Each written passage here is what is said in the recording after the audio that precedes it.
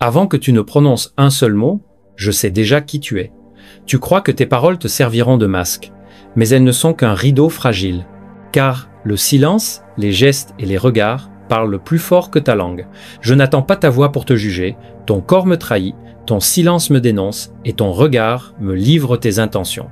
Chaque seconde avant tes mots est pour moi une révélation. Je lis dans ton être avant que ta bouche ne s'ouvre. Et déjà, je sais si tu es fort ou faible. Je n'ai pas besoin de tes phrases pour te comprendre. Je n'ai qu'à t'imposer le silence et déjà ton véritable visage apparaît. Car le silence est une épreuve que peu d'hommes supportent. Dans ce vide sonore, certains se tordent, cherchent à combler l'espace, rient nerveusement, bougent leurs mains sans raison. Ces hommes-là sont faibles. Ils dévoilent leur incapacité à maîtriser leur propre être. Ils me disent, sans parler, qu'ils seront dominés par la peur, qu'ils auront besoin d'être rassurés, qu'ils chercheront refuge dans les paroles inutiles, mais il en existe d'autres, plus rares. Ceux qui restent immobiles dans le silence, dont le regard ne tremble pas, dont le corps ne fuit pas. Ceux-là ne me donnent pas d'armes faciles contre eux. Ils savent que la parole n'est pas une nécessité, mais un choix. Ces hommes-là maîtrisent la patience.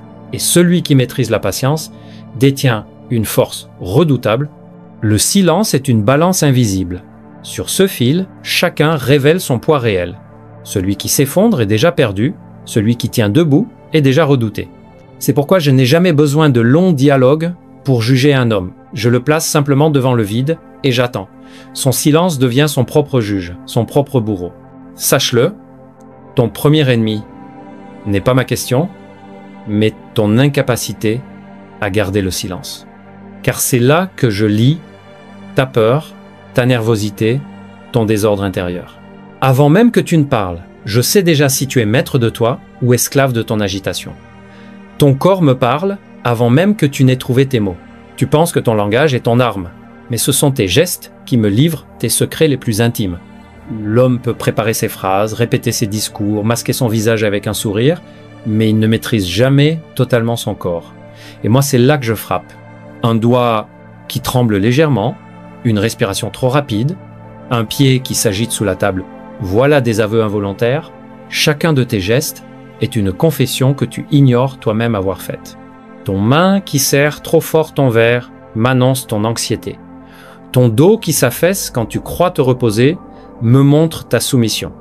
Ton pas trop rapide révèle ton impatience, ton besoin de fuir ou d'achever vite. Le corps est comme un serviteur traître. Il livre son maître au moment où celui-ci croit être en sécurité.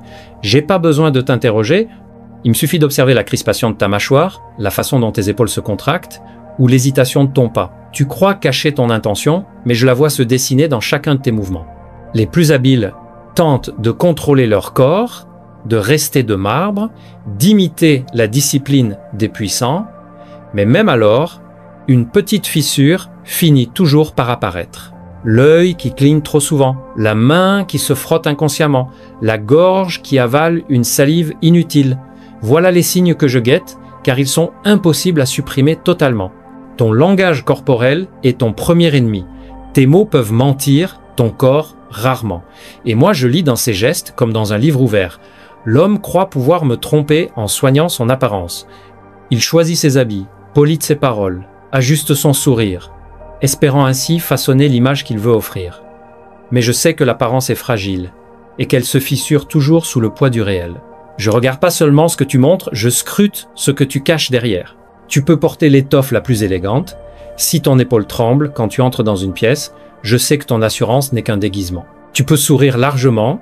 Si ton regard fuit le mien, je vois que ton sourire n'est qu'un masque posé à la hâte. Tu peux me parler avec fermeté, mais si tes mains se crispent sur la table, je sais que tes mots n'ont pas de racines solides. Les contradictions sont les fissures de ton armure. Et moi, je n'ai qu'à les observer pour savoir où frapper. L'homme cohérent est rare, car il faut une force intérieure inébranlable pour que le corps, le regard et la parole soient en harmonie. Celui qui atteint cette cohérence est dangereux, car il ne laisse pas de brèche.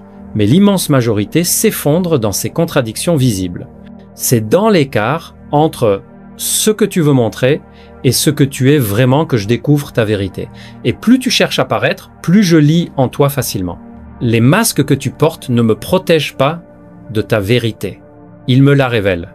Souviens-toi, ton plus grand mensonge est toujours visible, car il est inscrit dans la contradiction entre ton apparence et ton essence.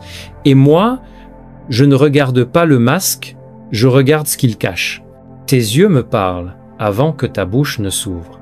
Ils sont le miroir de ce que tu es vraiment, et je n'ai besoin que d'un instant pour y lire ce que tu cherches à dissimuler.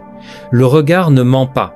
Il fuit, il s'agite, il brille, il s'éteint, et dans chacune de ces nuances, je vois la vérité que tes mots voudraient couvrir. Si ton regard se dérobe, je sais que tu fuis quelque chose en toi. Peut être la peur, peut être la honte, peut être un secret que tu n'oses pas défendre. Si tu soutiens mes yeux avec trop d'insistance, je vois que tu veux me dominer, mais je distingue si c'est une vraie force ou une arrogance fragile qui se cache derrière ce défi, car même dans la fermeté d'un regard, la nuance trahit l'illusion. Un homme sûr de lui regarde avec calme, sans excès. Il ne cherche pas à m'impressionner, il ne cherche pas à me fuir, il se contente d'exister dans sa propre vérité.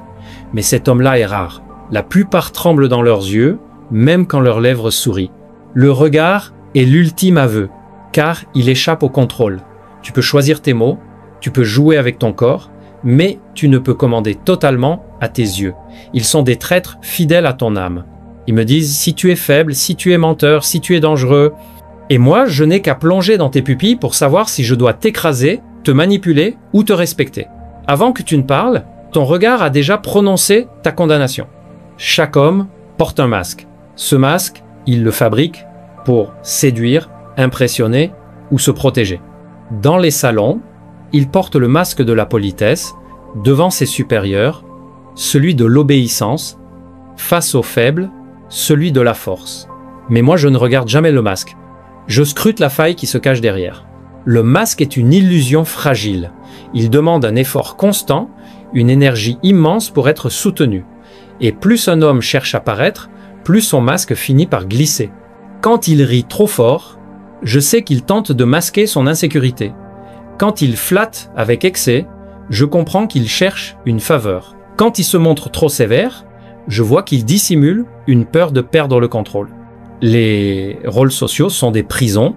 L'homme croit s'y cacher, mais il ne fait que répéter des gestes appris, des mots convenus. Et moi, j'observe le moment où la prison craque, une expression trop rapide, un soupir échappé, un mot dit sans calcul. Voilà la vérité qui traverse les barreaux. Je sais que les hommes ne vivent pas dans leur essence, mais dans leur rôle. Le père, le chef, l'ami, le serviteur, chacun change de masque selon la scène où il se trouve. Mais aucun acteur ne joue parfaitement. Il y a toujours une brisure, un instant de vérité qui échappe. Et c'est dans cette brisure que je découvre qui tu es réellement. Les masques sont faits pour tromper la foule. Mais moi, je ne suis pas la foule. Je suis celui qui attend la fissure, qui ne se laisse pas séduire par la façade. Car ton masque ne me cache rien. Il me révèle la peur que tu cherches à dissimuler. Chaque rencontre entre deux hommes est un combat invisible. Avant même que les mots ne s'échangent, les corps décident déjà qui domine et qui obéit. Ce duel silencieux, je l'observe, et je le lis comme un stratège qui déchiffre un champ de bataille. Regarde la façon dont un homme s'assoit, celui qui occupe l'espace, qui écarte les bras, qui pose ses jambes avec assurance, proclame sa domination. Celui qui se recroqueville, qui garde les mains jointes, qui se tient au bord de sa chaise, avoue sa soumission. Même sans un mot, le rapport de force est établi. Le ton de la voix est un autre signe, non pas les mots, mais la manière de les lancer. Une voix posée, lente, qui ne cherche pas à convaincre mais à imposer, appartient au dominant. Une voix trop rapide, hésitante ou surjouée trahit la fragilité et la crainte de ne pas être entendu. Même la marche dévoile la hiérarchie. Le dominant avance avec un rythme mesuré, sûr de lui, comme s'il possédait l'espace. Le soumis marche, plus vite, trop vite, comme pour justifier sa place ou se faire accepter. Ces détails que les hommes ignorent sont pour moi des révélations. Je sais qu'il suffit d'un regard pour confirmer le verdict. Celui qui baisse les yeux a déjà perdu, celui qui fixe trop longtemps avoue sa peur de céder. Le véritable maître, lui, ne force pas. Son regard est calme, mais il fait plier sans effort. La domination et la soumission se lisent dans chaque geste, chaque respiration, chaque pas. Et moi, j'ai pas besoin de les provoquer, je les constate. Avant même que les hommes ne parlent, ils m'avouent qui commande et qui obéira. La peur et la colère sont les deux émotions qui trahissent le plus rapidement l'homme. Il peut essayer de les dissimuler, mais elles brûlent toujours avant d'exploser. Et moi, je sais les lire avant qu'elles ne se manifestent pleinement. La peur se cache dans les détails. Elle vit dans la respiration qui s'accélère, dans la sueur qui perle au front, dans la voix qui se brise au milieu d'une phrase. Elle se trouve dans les yeux qui clignent trop vite, dans les mains qui cherchent une cachette, dans les épaules qui s'affaissent imperceptiblement. L'homme croit être solide, mais son corps crie sa crainte avant que ses mots n'essaient de la nier. La colère, elle, est différente. Elle est plus violente, plus pressée de sortir. Je la vois dans la mâchoire qui se serre, dans les lèvres qui tremblent, dans les veines du cou qui gonflent. Elle se lit dans le rouge, qui monte au visage, dans les gestes brusques, dans cette tension électrique que l'homme ne sait pas contrôler. Avant même qu'il n'explose, je sais qu'il est en train de perdre. Car la colère non maîtrisée n'est pas une force, c'est une faiblesse. Celui qui tremble de peur ou celui qui bout de colère est déjà vaincu. J'ai pas besoin de l'affronter. Il s'effondre sous sa propre émotion. Je n'ai qu'à observer et attendre, car la peur fait fuir et la colère fait agir stupidement. Dans les deux cas, je gagne. Les hommes pensent cacher leurs émotions, mais elles les dévorent de l'intérieur. Moi, je n'écoute pas leurs paroles. Je regarde les signaux qui précèdent la tempête. Et je sais déjà si je vais briser leur peur ou utiliser leur colère contre eux. Les hommes croient toujours qu'ils peuvent masquer leurs intentions derrière des paroles habiles. Ils pensent que leurs projets secrets resteront invisibles jusqu'au moment où ils choisiront de les dévoiler. Mais ils ignorent une vérité.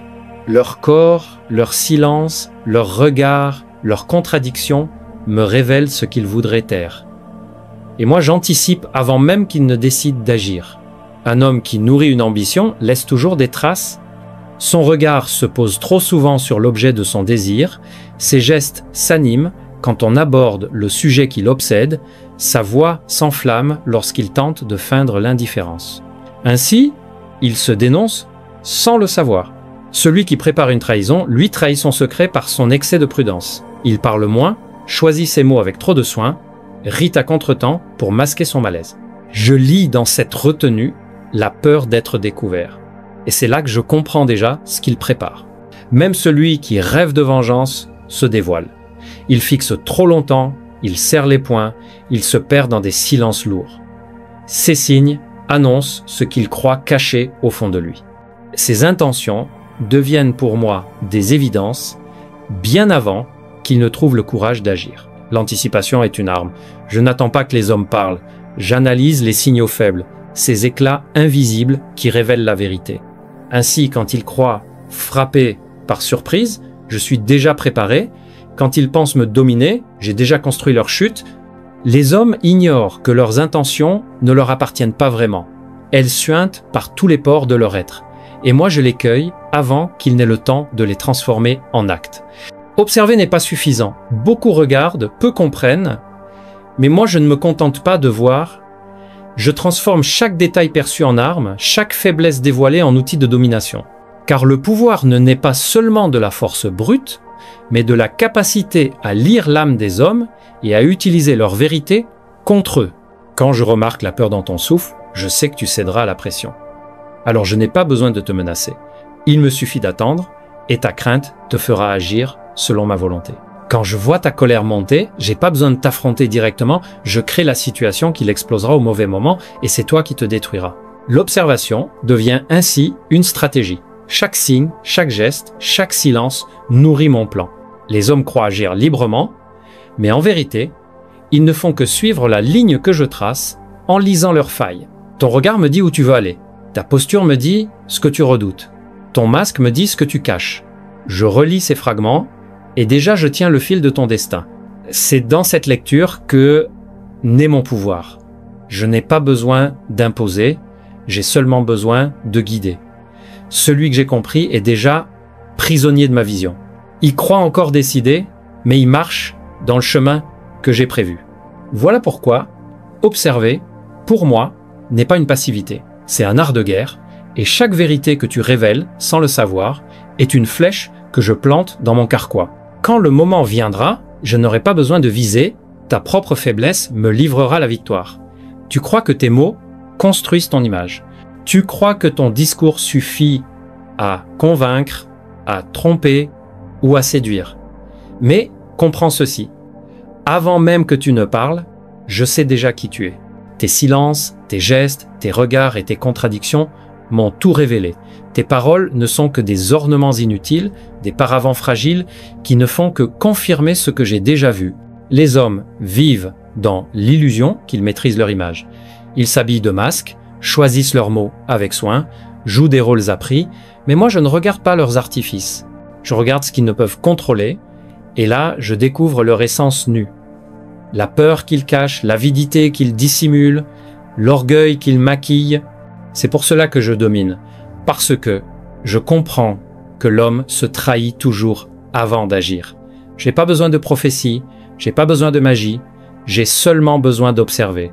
Et dans ces instants où l'autre croit garder le secret, je tiens déjà son destin dans mes mains. La véritable puissance n'est pas de parler plus fort que les autres, mais de voir ce qu'il croit invisible. La véritable maîtrise n'est pas de convaincre, mais de comprendre. Car celui qui comprend possède toujours une longueur d'avance. Et dans le jeu du pouvoir, une seconde d'avance suffit pour écraser ton adversaire. Souviens-toi de cette vérité. L'homme ne parle jamais pour me révéler qui il est, mais pour se convaincre lui-même de l'être. Moi, je n'écoute pas ses discours, je lis son être. Et c'est pour cela que, face à moi, personne ne peut mentir. Voilà la leçon. Avant que tu ne parles, tu es déjà vaincu.